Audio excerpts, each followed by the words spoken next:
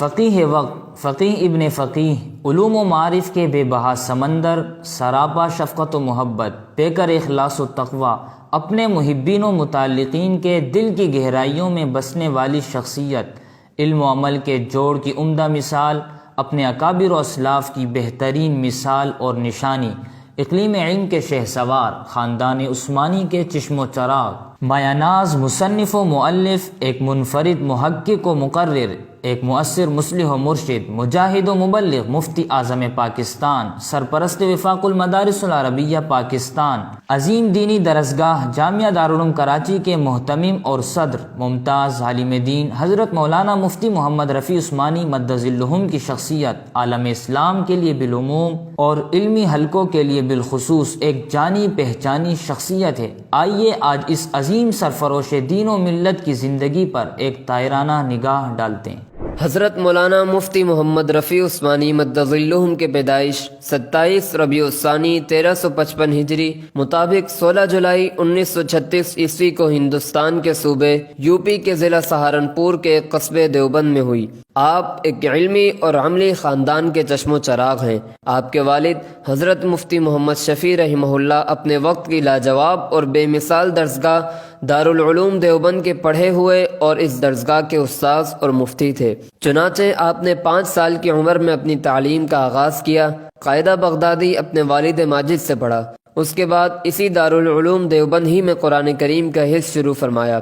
انہی پر نور فضاؤں میں آپ کے دن کٹ رہے تھے اور ابھی 15 پارے بھی نہ ہونے پائے تھے کہ 1947 عیسوی کو ایک ہنگامہ برپا ہوا۔ خاندان سمیت ہجرت کر کے آپ پاکستان آ کر کراچی کو اپنا مسکن بنایا اور یہاں آ کر آپ نے سفر علم کے ٹوٹے ہوئے تسلسل کو پھر سے جاری فرما کر 1370 ہجری میں رمضان المبارک سے 2-3 ماہ قبل حفظ قرآن کریم کی تکمیل فرمائی۔ ختم قرآن مفتی اعظم فلسطین الحاج امین الحسینی رحمہ اللہ نے کرایا۔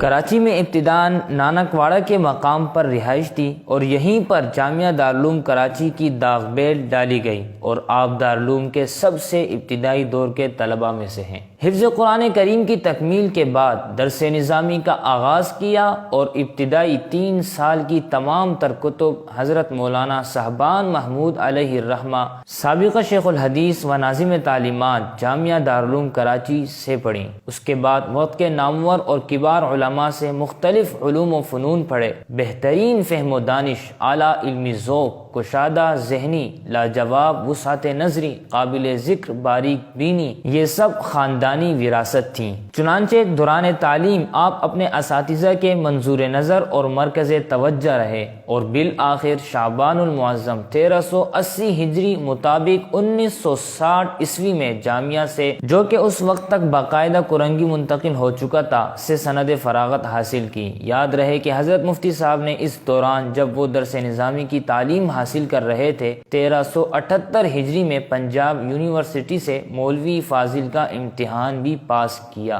فراغت کے بعد آپ نے 1380 ہجری سے جامعہ دارالعلوم کراچی میں تدریس کا آغاز کیا اور مسلسل 10 سال 1390 ہجری تک صدائے علم حدیث اور اصول افتاء کے تقریباً سبھی علوم و فنون کی کتابیں پڑھائی۔ 1391 ہجری سے باقاعدہ علم حدیث شریف کی دوسری معتبر اور مشہور کتاب صحیح مسلم نصف صدی سے زائد عرصے تک پڑھائی۔ 1380 ہجری مطابق 1960 عیسوی میں دور حدیث شریف سے فراغت کے بعد آپ نے تدریس کے ساتھ ساتھ افتاء کا کام بھی جاری رکھا۔ فتویٰ نویسی کی مشق آپ نے اپنے والد ماجد رحمہ اللہ سے کی اور 29 محرم الحرام 1393 ہجری میں آپ کے والد ماجد مفتی اعظم پاکستان مفتی محمد شفیع رحمہ اللہ نے حدیث و افتاء کی ایک مستقل تحریری صنعت اپنے دستخط کے ساتھ مرحمت فرمائی اور آپ نائب مفتی مقرر ہوئے۔ اس کے بعد مسلسل نصف صدی تک اس خدمت کو بھی بحسن و خوبی انجام دیتے رہے۔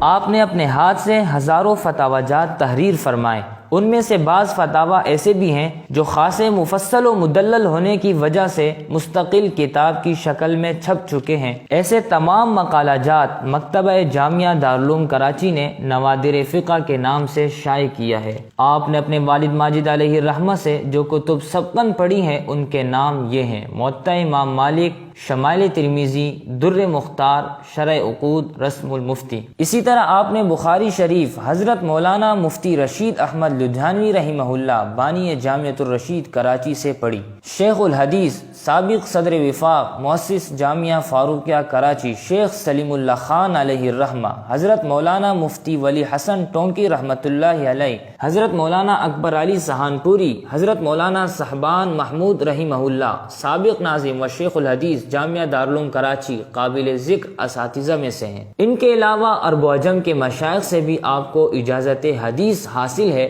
جن میں شیخ الاسلام حضرت مولانا ظفر احمد عثمانی، سابق شیخ الحدیث مظاہر العلوم سہانپور حضرت مولانا شیخ زکریہ کاندلوی مہاجر مدنی، شیخ الحدیث حضرت مولانا محمد ادریس کاندلوی، فضیلت الشیخ محمد حسن المکی المالکی بھی شامل ہے۔ ان کے ساتھ ساتھ وقت کے اجل علماء و مشائخ کی ایک طویل فہرست جن سے آپ نے کسب فیض کیا۔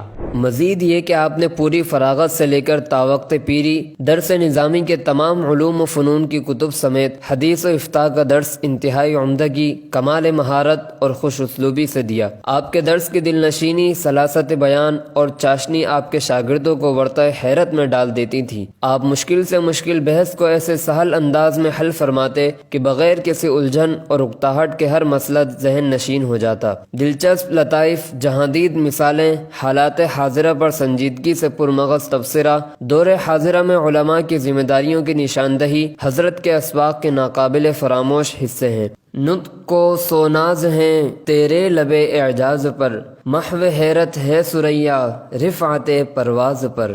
علم اور طالب علم سے آپ کے لگاؤ کا اندازہ اس بات سے کیا جا سکتا ہے کہ آپ اکثر و بیشتر فرماتے کہ دنیا کی تمام مشاغل میں سے میرا محبوب ترین مشغلہ یہ ہے کہ چند ساعات طالب علموں کے ساتھ تدریس اور علم کی خدمت میں گزاروں۔ آپ نے اپنے والد ماجد کی زندگی کے آخری دور میں ہی جامعہ دارالعلوم کراچی کی انتظامی ذمہ داریاں سنبھال لی تھیں، اور ان تمام ذمہ داریوں کو آپ نے کیسی عمدگی سے سر انجام دیا ہے، اس کا اندازہ جامعہ کے بہترین بلند و بالا عمارتوں، وسیع و عریض جامع مسجد، پرکشش جاذب نظر چمن، اور اسی طرح گلہائے رنگا رنگ کے خوبصورت دل لبھانے والے مناظر، خالق ارض و سما کی عطا کردہ ظاہری و باطنی رونق، حسن و رعنائی اور جامعہ کے تقوی و طہارت سے منور اور سرور سے معمور فضاؤں سے لگایا جا سکتا ہے۔ حضرت ذکی کیفی علیہ الرحمہ نے بھی کیا ہی خوب کہا تھا، کیف و سرور نور کا ہر سو ہجوم ہے، یہ درسگاہ دین ہے، دارالعلوم ہے۔ جامعہ کے حسن و سنجیدگی کا امتزاج حضرت دامت برکاتہم کے ذوق سلیم اور حسین فطری ذوق کا منہ بولتا ثبوت ہے۔ فتویٰ نویسی، تدریسی اہتمام اور انتظام کے مشاغل کے ساتھ ساتھ آپ نے تصنیف و تانیف کا کام بھی وسیع تر پیمانے پر جاری رکھا، جن میں مختلف تحقیقی مقالات کے ساتھ ساتھ عربی، اردو اور انگریزی تصنیفات افادہ عام کا سبب اور ذریعہ ہیں۔ اس کے علاوہ اپنی گوناگوں مصروفیات کے باوجود آپ نے ملک و ملت کے وسیع تر مفاد میں سیاست و انتظام، عدالت و قضا، معیشت و اقتصاد اور تعلیم کے میدان میں جو خدمات انجام دیں وہ بھی قابل قدر اور لائق ست تحسین ہیں۔ ان خدمات کے علاوہ جب بھی قومی یا بین الاقوامی سطح پر امت مسلمہ پریشان کن صورتحال سے دوچار ہوئی، آپ نے اس موقع پر بھی ایک دینی قیادت کی ذمہ داری ادا کی اور اس سلسلے میں بارہا ملکی، غیر ملکی اور بین الاقوامی کانفرنسوں میں شریک ہو کر ٹھوس خدمات انجام دی ہیں۔ سلف صالحین کی طرح آپ نے بھی کبھی از خود کسی منصب یا عہدے کو پانے کی کوشش نہیں کی۔ کسی بھی ذمہ داری اور عہدے کو قبول کرنے سے آپ ممکن حد تک بچتے رہے، لیکن ملک و ملت کی خیر خواہی کی خاطر بعض مناصب کا بوجھ اٹھایا۔ آپ نے متعدد ملکی و غیر ملکی، سرکاری اور غیر سرکاری عہدوں پر بھی رہ کر گراں مایہ خدمات انجام دی ہیں۔ بین الاقوامی سطح پر مختلف علمی، تحقیقی اور ادبی تنظیموں اور انجمنوں کی رکنیت اور ملک کی سطح پر مختلف سرکاری اور غیر سرکاری مناصب پر فائز رہنے کے ساتھ ساتھ ایک بہت بڑا اعزاز جو مفتی اعظم پاکستان کے خطاب کی صورت میں آپ کو عطا ہوا۔ یاد رہے یہ خطاب آپ کو وقت کے مشاہیر علماء، اکابرین ملت، اور ملک و قوم کے عظیم قائدین کی طرف سے آپ کی اعلیٰ علمی صلاحیت، ٹھوس علمی ذوق، فقہ و فتویٰ میں بے مثال مہارت کی بنا پر آپ کو دیا گیا، اور ملک کی تاریخ میں آپ وہ تیسری شخصیت ہیں جنہیں اس منصب کا حقدار ٹھہرایا گیا۔ ان دنوں یہ شمع علم و ادب بستر علالت پر بیماری کے ایام گزار رہے ہیں۔ اس پرفتن دور میں ان کا وجود کئی فتنوں کے لیے دیوار چین کی مانند ہے۔ رب ذوالجلال ان کا سایہ شفقت و محبت تا دیر صحت و تندرستی کے ساتھ ہمارے سروں پر قائم و دائم رکھے، آمین۔